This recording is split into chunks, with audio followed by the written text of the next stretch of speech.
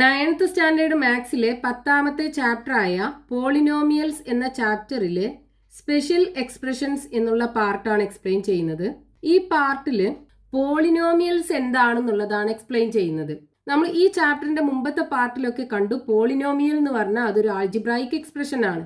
അതായത് ഫസ്റ്റ് പാർട്ടിൽ നമ്മൾ ഒരു റെക്റ്റാങ്കിളിന്റെ പെരിമീറ്റർ കാണാൻ എഴുതിയല്ലോ. ഇക്വേഷൻ എന്താണ്? P of X is equal to 4x plus 10.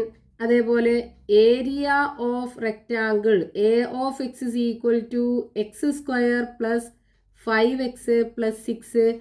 അതേപോലെ volume of a rectangular box അല്ലേ, V of X is equal to X cube plus 6x square plus 11x plus 6. ഇങ്ങനെയൊക്കെയുള്ള ഇക്വേഷൻസ് നമ്മൾ കണ്ടു. ഒരു പോളിനോമിയൽ എന്ന് പറഞ്ഞു കഴിഞ്ഞാൽ അതൊരു ആൾജിബ്രായിക് എക്സ്പ്രഷൻ ആണ്. പക്ഷേ എല്ലാ ആൾജിബ്രായിക് എക്സ്പ്രഷനും പോളിനോമിയൽ അല്ല. ഒരു ആൾജിബ്രായിക് എക്സ്പ്രഷൻ പോളിനോമിയൽ ആവണം എന്നുണ്ടെങ്കിൽ ചില കണ്ടീഷൻസ് ഉണ്ട്.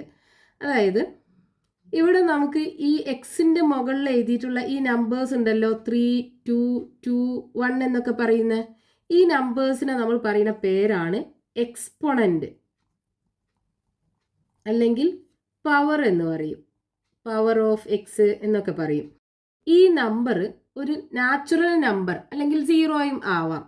അതായത് ഒരു ഹോൾ നമ്പർ ആവണം. അതായത് എക്സിന്റെ പവർ ഒരു ഹോൾ നമ്പർ ആവണം. അതൊരു ഫ്രാക്ഷണൽ നമ്പറോ അല്ലെങ്കിൽ ഒരു നെഗറ്റീവ് നമ്പറോ ആവാൻ പാടില്ല. അതായത് ഫ്രാക്ഷണൽ നമ്പർ എന്ന് പറഞ്ഞാൽ എന്താണ്? എക്സാമ്പിൾ പറയുകയാണെന്നുണ്ടെങ്കിൽ നമ്മൾ റൂട്ട് എക്സ് എന്ന് എഴുതി വിചാരിക്കുക. ഈ റൂട്ട് എക്സിനെ നമുക്ക് എക്സ് ടു ദ പവർ 1/2 എന്ന് എഴുതാം. അപ്പൊ ഇവിടെ എക്സിന്റെ പവർ ഒരു ഫ്രാക്ഷണൽ നമ്പർ അല്ലേ വന്നത്? അതായത് നമ്മുടെ ആൾജിബ്രായിക് എക്സ്പ്രഷനകത്ത് റൂട്ട് എക്സ് എന്ന് വരാൻ പാടില്ല.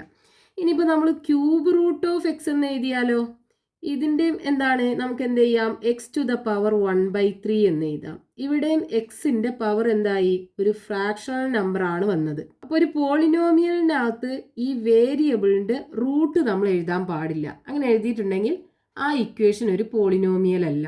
ഇനി നെഗറ്റീവ് നമ്പർ വരിക എന്ന് പറഞ്ഞിട്ടുണ്ടെങ്കിൽ ഇപ്പോൾ നമ്മൾ 1/x എന്ന് എഴുതി. അതായത് ഡിനോമിനേറ്ററിലാണ് വേരിയബിൾ വന്നത്. ഈ എക്സിനെ നമ്മൾ മുകൾക്ക് എഴുതുകയാണെന്നുണ്ടെങ്കിൽ എക്സ് ടു ദ പവർ -1 എന്ന് എഴുതാം. അപ്പോൾ ഇവിടെ ഈ എക്സിന്റെ പവർ എന്തായി? ഒരു നെഗറ്റീവ് നമ്പർ അല്ലേ വന്നത്?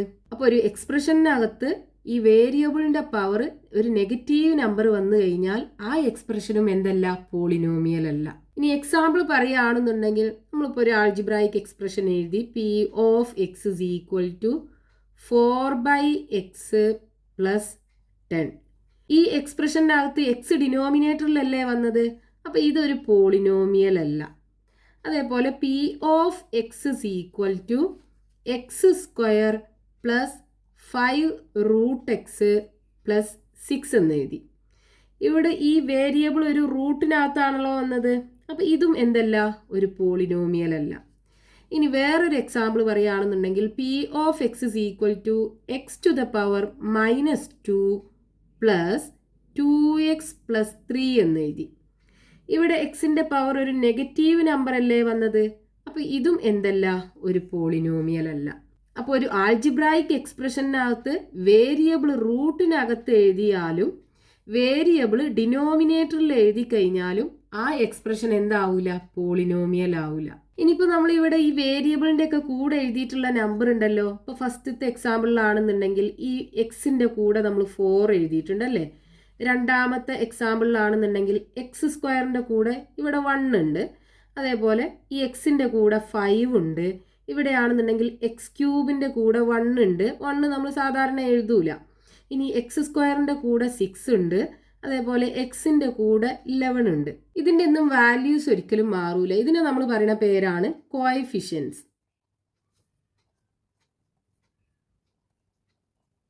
ഈ കോഎഫിഷ്യൻസ് എന്താവാം? ഇവിടെ നമുക്ക് ഓരോ നമ്പർ അല്ലേ കിട്ടിയത്. ഇത് ഏത് നമ്പറും ആവാം. അതായത് എനി റിയൽ നമ്പേഴ്സ് ആവാം ഈ കോഎഫിഷ്യൻസ് എന്ന് പറയുന്നത്. ഈ റിയൽ നമ്പേഴ്സ് എന്ന് പറഞ്ഞാൽ അതിനകത്ത് നാച്ചുറൽ നമ്പർ ഉൾപ്പെടും. അതേപോലെ ഹോൾ നമ്പേഴ്സ് വരാം, നെഗറ്റീവ് നമ്പേഴ്സ് വരാം, ഫ്രാക്ഷണൽ നമ്പേഴ്സ് വരാം, ഇറാഷണൽ നമ്പേഴ്സും വരാം. അപ്പൊ ഈ കോഎഫിഷ്യൻസ് എന്ന് പറയുന്നത് എനി റിയൽ നമ്പർ ആവാം. പക്ഷെ ഒരു പോളിനോമിയലിനകത്ത് എക്സ് ഡിനോമിനേറ്ററിലോ അല്ലെങ്കിൽ റൂട്ടിനകത്തോ വരാൻ പാടില്ല. നെക്സ്റ്റ്, ഒരു പോളിനോമിയലിന്റെ ഡിഗ്രി ഓഫ് എ പോളിനോമിയൽ എന്ന് പറഞ്ഞാൽ എന്താണ്? Highest power of the variable in A polynomial. ഒരു പോളിനോമിയലിനകത്തുള്ള എക്സിന്റെ ഹയസ്റ്റ് പവറിനെയാണ് നമ്മൾ അതിന്റെ ഡിഗ്രി എന്ന് പറയാം. എക്സാമ്പിൾ പറയുകയാണെന്നുണ്ടെങ്കിൽ ഇവിടെ ഫസ്റ്റത്തെ പോളിനോമിയലിനകത്ത് എക്സിന്റെ ഹയസ്റ്റ് പവർ എന്ന് പറയുന്നത് 1 അല്ലേ? അപ്പോൾ ഇവിടുത്തെ ഡിഗ്രി 1.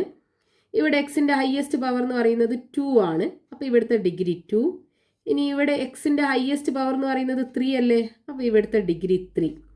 ഇനി ഈ ഡിഗ്രി 1 ആയിട്ടുള്ള പോളിനോമിയലിനെ നമ്മൾ എന്ത് പറയും? First degree polynomial.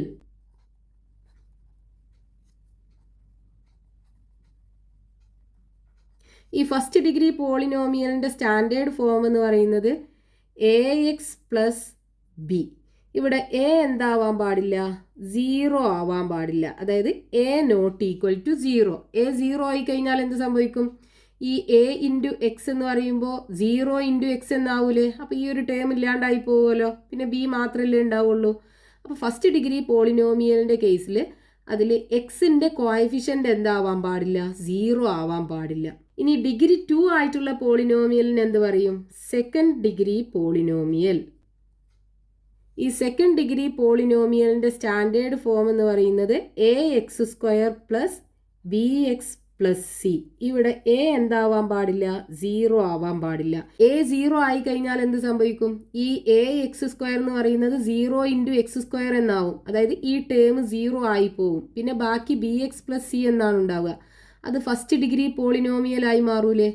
ഇനി ഡിഗ്രി 3 ആയിട്ടുള്ള പോളിനോമിയലിനെ നമ്മൾ തേർഡ് ഡിഗ്രി പോളിനോമിയൽ എന്ന് പറയും.